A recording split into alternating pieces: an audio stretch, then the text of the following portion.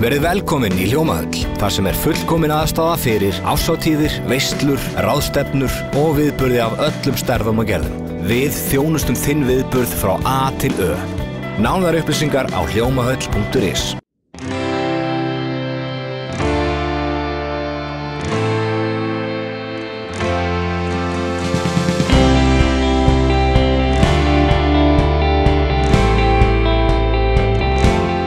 Sæl og verið velkomin í Suðurnesja Magasín. Í þætti vikunar heimsækjum við skólasamfélagið Keili á Ásbrú og ræðum við framkvæmdastjórann áskoranir sem skólinn stendur frammi fyrir nú þegar búast má við aukinni ásókn í nám. Okkur var boðið 90 ára afmæli og við förum út í fallega náttúru Suðurnesja og hlýðum á nýtt lag Más Gunnarssonar og Ívu. Við hefjum hins vegar leikinn á Ásbrú og ræðum við Jóhann Friðrik Friðriksson, framkvæmdastjóra Keilis og forvitnumst stöðuna hjá skólanum sem var stofnaður eftir brotthvarf varnarliðsins á Keflavíkurflugvelli. Jóhann, það búin skrýtnir tímar og hér rekið háskólasamfélag eins og við nefnum það oft á Ásbrú, Keilir. Hvernig birtingamyndin fyrir ykkur þessa dagana? Hún auðvitað fyrir margar hluta sakir mjög sérstök.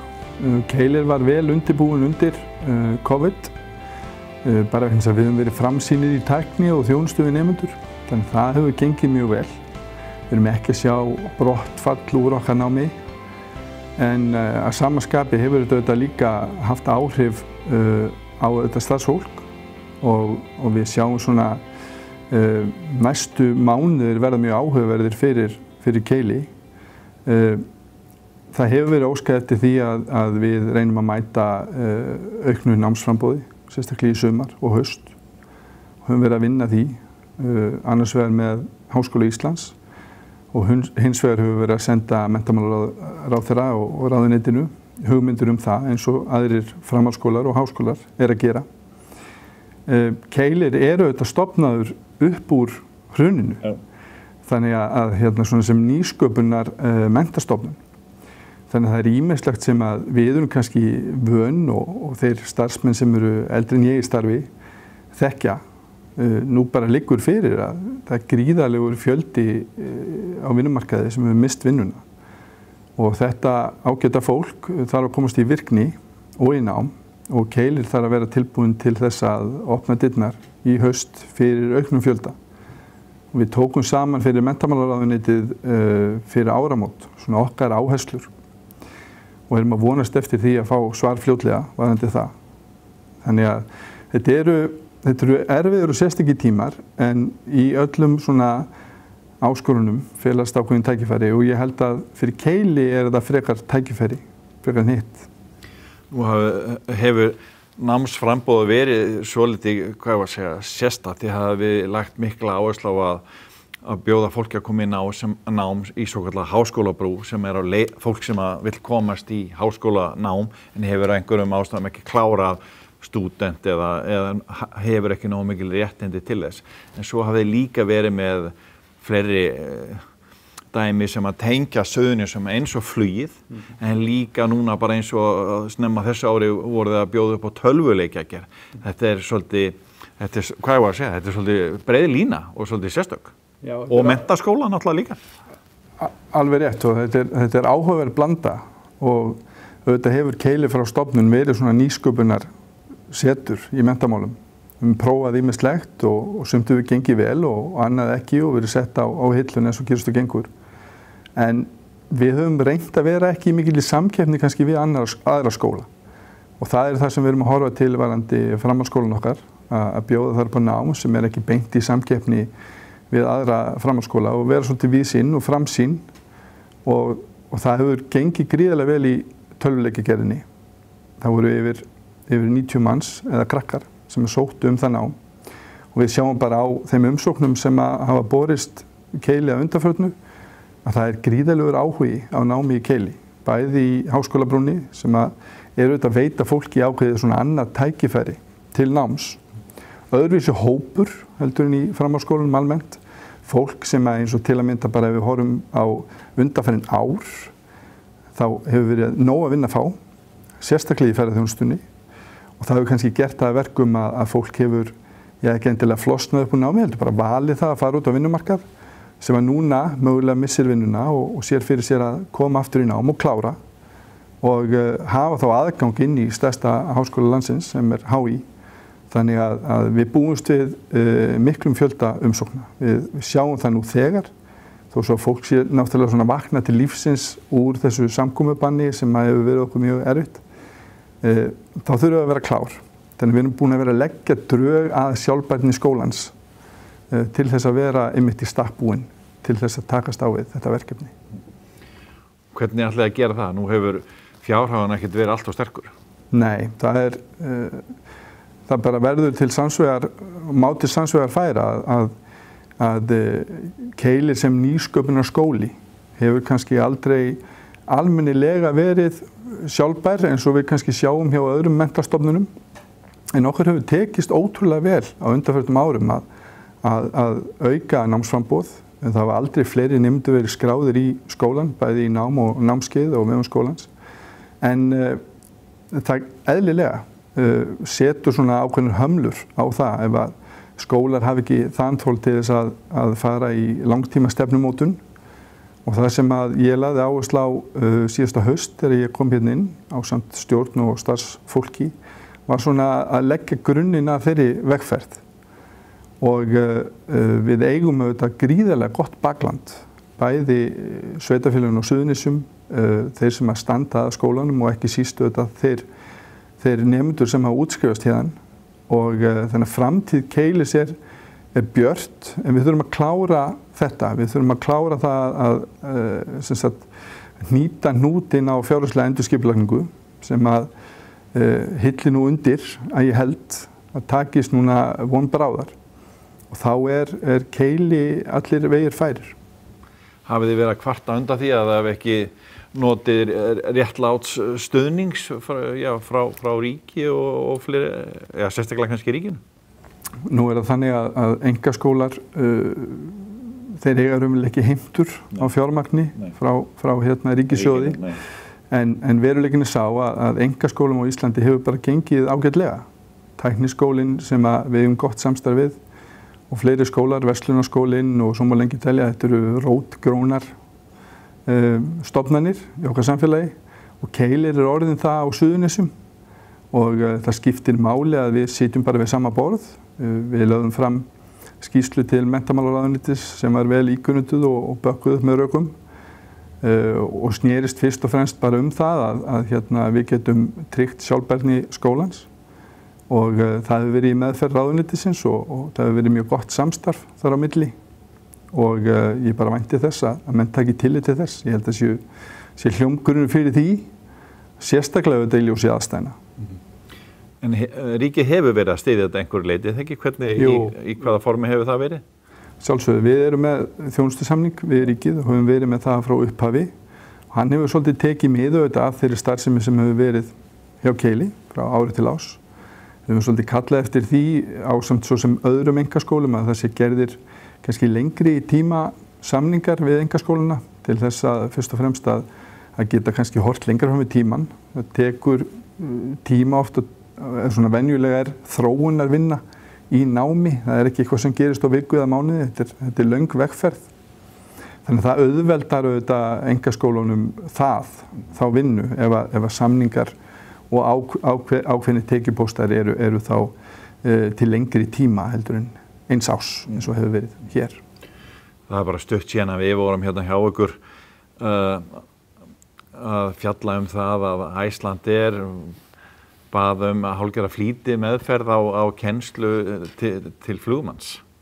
Það er kannski 1,5 ár eða eitthvað síðan við vorum hérna og það þurfti að fara að framleiða fleiri flugmenn. Hvernig er staðan í flugdeildinni hjá? Já, flugdeildin, það bara verður að segjast að við fáum þarna fallvá og svo kemur COVID ofan á það og þetta er auðvitað mjög sérstök staða. Við erum bara svo heppin að hafa getað haldið hjólunum þar gangandi. Flugið hefur auðvitað og er svolítið jójó.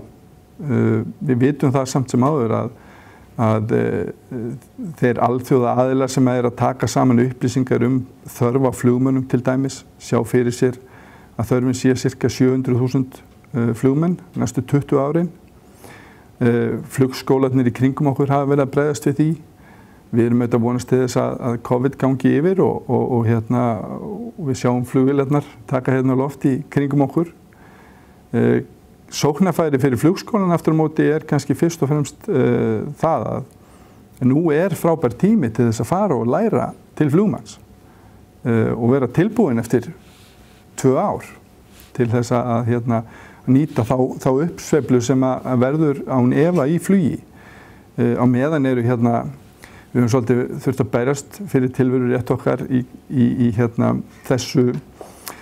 þessari gríðarlegu uppsveiflu sem var fyrir 3-4 árum síðan í flugi þegar WOW var á fullu og Icelandair líka og þó að við séum stærsti flugskóli landsins þá erum við ekki stóri með þessi stóru flugfélög en okkur tókst samt sem áður að framleiða töluvert magn af flugmönnum. Nú eru þetta allar farþegavélarnar okkar bara á jörðu niðri. Við sjáum þetta fyrir okkur að geta við munum fljúga mjög mikið í sumar, liggur fyrir. Við vonum að veðrið verði gott. En kannski í stóru myndinni þá það þannig að Keilir Aviation keypti Flugskóla Íslands á síðasta ári og þar af leiðandi stærsti flugskóli landsins. Við erum með frábæran flota og flotta kennara og góða stjórnendur. Þannig að það sannarlega tækifæri til þess að fara og læra á þessum tímapunkti. En við eigum eftir að sjá hvernig heimturnar verða á umsóknum en fyrirspurningar eru allavega til staðar. Þannig að oft nú talað það að þessi betra, þessi neikvæð umfjöllun heldur en engin. Ég held að þessi sóknarfæri fyrir þá sem að vilja verða flugmenn að gera þá á þessum tímapunkti. Alveg sannarlega. En hvar heldur að svona önnur sóknarfæri verði fyrir ykkur núna? Munið þið leggja meira áherslu bara á að fá fleiri í háskólabrú eða tölvuleikjagerð eða á að auka framboðið frekar? Við höfum verið að vinna að undanförnu í því að reyna að mæta svona þörf á svæðinu kannski meira.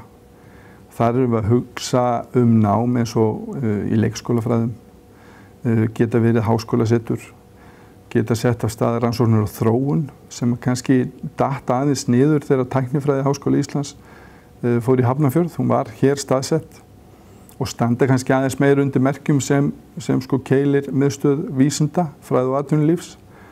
Þetta náttúrulega það sem við erum búin að vera að vinna í samstarfi við Háskóli Íslands meðal annars.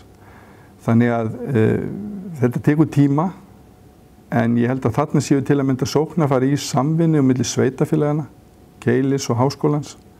Við vitum það að hlutfall til að mynda menntaðra leikskólakennara og kennara í Reykjanesbæ hefur verið lægra en við vilja sjá það.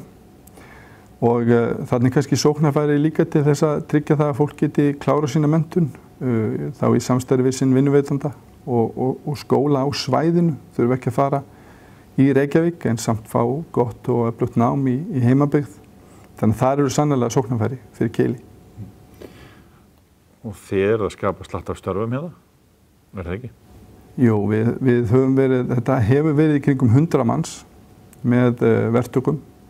Þannig að já, þetta er auðvitað stærsti vinnustæðurinn á Ásbrú og það er auðvitað gaman að sjá samheldnina í okkar fólki núna við þessar erfiðu aðstæður. Keilir er ein fjölskylda, skóli sem við gengi í gegnum ýmislegt en alltaf komið niður á hjólunum. Þannig að við erum bara bjartsýn þrátt fyrir að standa auðvitað í þeim sporum að þurfa að huga að fjárhag skólans á meðan að það er að vera að óska eftir því við aukum námsframboð. Vonandi stendur það ekki lengi yfir en það er sérstök stað að vera í og við þurfum að ef við lítum á Keilir sem svona framsækin úling þá þurfum við kannski aðeins að fullorðnast og fara meira í það að móta stefnu til lengri tíma en við höfum verið að gera. Og það er viljið til þess hér og í stjórn, þar sem að samstarfið hefur verið mjög gott. Þannig að það eru spennandi tímar framundan. Þrátt fyrir að COVID sé auðvitað að gera okkur ákveðna skráöfu, þá sjáum við bara það að áhugi á námi muni auðvitað aukast og þá þurfum við að vera klár. Svona að lokum, hvernig hefur hlutfalli verið hjá nemendum í skólanum? Er þetta meirihluti fólk frá Suðurnesjum eða er þetta að koma víðar að? Aukningin hefur verið eiginlega allstaðar af landinu. Það fer svolítið eftir námsframboði, en háskólabrúin til að mynda, þar hefur aukningin verið mest í fjarnáminu, enda þetta aðfaranám að Háskóla Íslands. Þannig við höfum séð mikla aukningu þar. Það eru færri sem eru að sækjast eftir staðnámi heldur en hefur verið, og það kannski bara í takt við breytingar svona í tækni í fræðslu almennt. Það ágætisblanda, finnst okkur. Nú menntaskólinn, þar 80% héðan, skiptist á milli sveitarfélagana. En svo eru sumir nemendur, vegna þess að þetta nýtt námsframboð og sérhæft að koma langt að og eru þá að nýta sér keiliskarað hér og koma hingað í nám til okkar, og það þetta fagnaðarefni líka. Og gistað þá á svæðinu? Já, búa bara á svæðinu. Já. En þið þakkið ykkur nú það að hafa, aukið menntunarstig á Suðurnesjum, það ekki? Jú, ég held að við höfum verið að sjá það síga upp á við, sem mikið fagnaðarefni, en veruleikinn sá að við erum samt hálfdrættingur á við meðaltalið á landinu, og þetta bara langt og strangt verkefni sem mun taka okkur langan tíma, og Keilir bara mikilvægur þáttur í þeirri vinnu, en það vinnst ekki á einu degi. Glæsilegt, þakka þér fyrir. Takk sömuleiðis.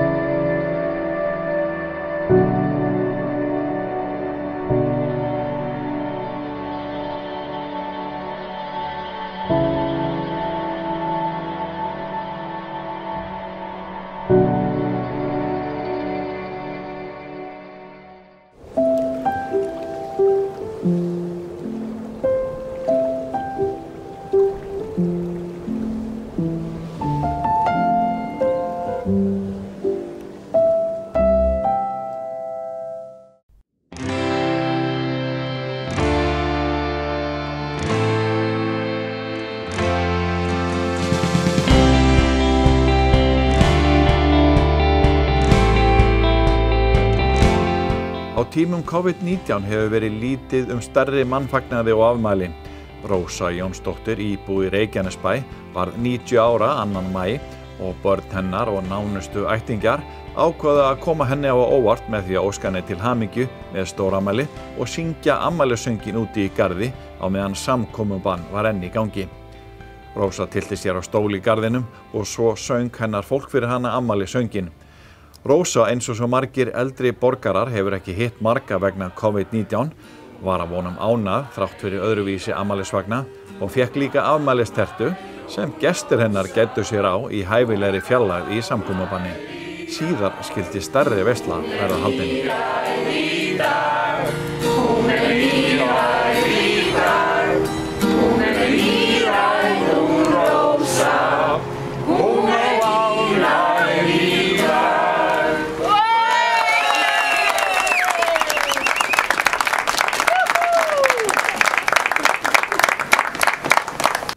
Þrátt fyrir að flugsamgöngur til og frá Íslandi séu nær lamar, þá heldur flugvélaeldsneyti áfram að streyma til landsins. Eldsneytisflutningaskipið Amadeus var nýlega í Helguvíkurhöfn. Skipið getur flutt 50.000 tonn af eldsneyti og kom hingað frá Bandaríkjunum eftir næstum 16 sólarhringa ferðalag. Amadeus 183 metrar á lengd og rúmir 32 metrar á breidd. Skipið 5 ára gamalt og siglir undir fána Möltu. Til að ýta skipinu að bryggju þurfti hjálp frá Haka og Jötni, dráttarbátum Faxaflóahafna. Haki með 40 tonna togkraft og Jötun með 27 tonna togkraft. Eins og sjá má eru mikil átök sem fylgja því að koma stóru skipið að bryggju og hafa dráttarbátarnir þyrlað upp leir á botni hafnarinnar í Helguvík. Á veirutímum síðustu vikur hafa flestir fundir verið rafrænir og það átti við hjá bæjarstjórn Reykjanesbæjar eins og víðar. Á fundi í vikunni hittist bæjarstjórn að afloknu samkomubanni en fór þó að reglum þríeykisins. Á fundinum fengu 2 bæjarfulltrúar, þeir Gunnar Þórarinsson frá Frjálsu afli og Friðjón Einarsson frá Samfylkingu blómvönd fyrir að hafa setið 200 fundi í bæjarstjórn.